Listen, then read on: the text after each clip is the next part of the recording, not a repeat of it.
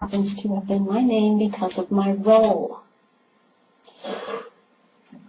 The menstrual blood that they utilize is they drink it a lot. It helps them retain some youth because the human genetics age faster than the reptilian genetics. And they're trying to balance it out. I believe also that they are trying to balance their own minds out.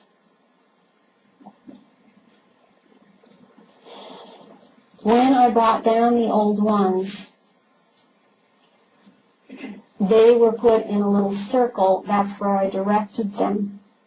And this circle was marked off with the points of north, south, east, and west. If you were going to do something like this, you would be bringing them down from a certain area. It might be from the north. That's going to bring down a certain type of energy, or the west, or the south. These are the cardinal points. These are what you bring down. There are specific tones that create vibrations that these entities respond to. And there are certain words that have to be said. And this is what they respond to, and they are so ferocious. Their presence is overwhelming, and they would love nothing more than to get loose here, and that was my role, to keep that from happening, that these energies would be loosed upon the group that was there. They were afraid of them, and these things had to be controlled. And that is what I did. That was my role. And I sent them back again. Sometimes an entity would be brought down to go into someone's body, because there really is a possession going on.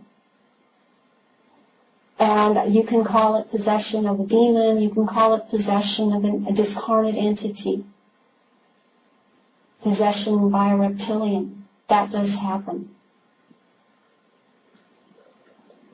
And the person that hosts it will cease to exist. That essence will be dissolved at some point.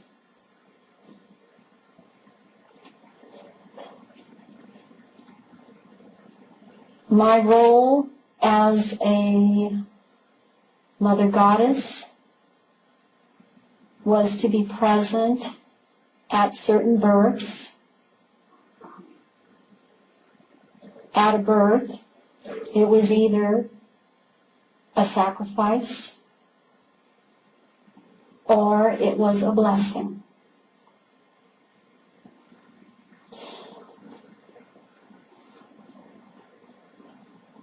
A mother goddess, her lifeline, or the number of years that she is supposed to exist in the service of the Illuminati, is 52 years of age. They have a short lifespan. When they are 39 years old, they are supposed to be impregnated, specifically with a female. When that female is 13 and the mother is 52, and she has been training that child will sacrifice the mother in a ritual and take over her role. So, let's see, I'm 48, but I don't have a child to take over, because they did do that to me when I was 39. but I did the unthinkable. I was warned by someone that this was going to happen to me. And I said, you know what? It's not going to happen. I'm not playing with their plan. I'm not going along with it. I'm not doing this.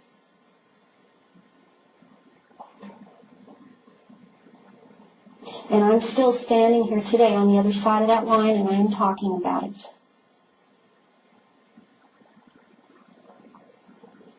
I think that people need to understand how hard it is for someone who is trying to get out of this. And so I would like to talk about that, because I had a hard time getting out of this.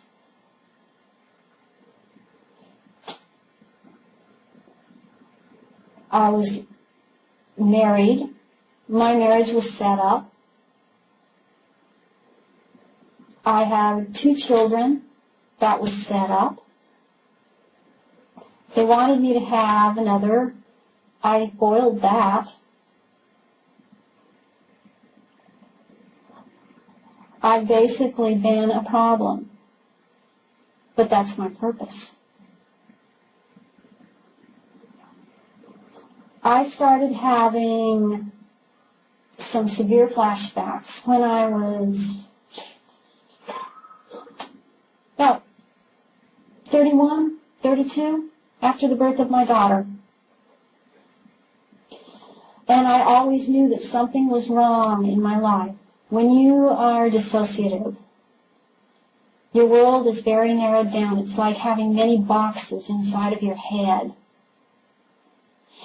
And you're only in one box at a time. And when you're in that box, you only know about that box. And then you're in another box, and it's like nothing else exists. You have different sets of clothing. You have different tastes. You like different people, and some people you hate that the other part didn't hate. You have different experiences that you can't remember.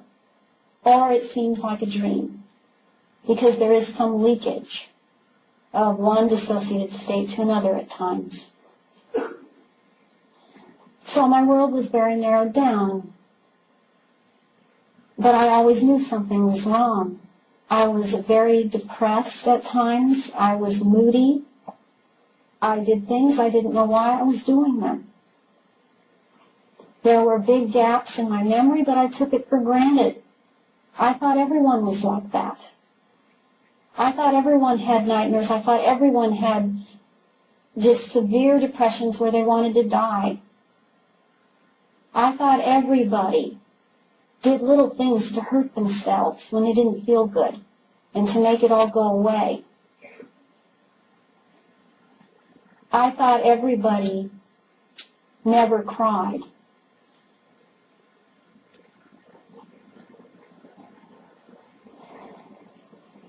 In 1988, I started questioning some things that were said to me. My parents are very, very programmed, and they really were watching me, and they don't know, they still don't know. It took me a long time to realize that they weren't evil, bad people. They're programmed. It took me a long time to realize that about my sisters, who still don't have a clue, and they're not happy people.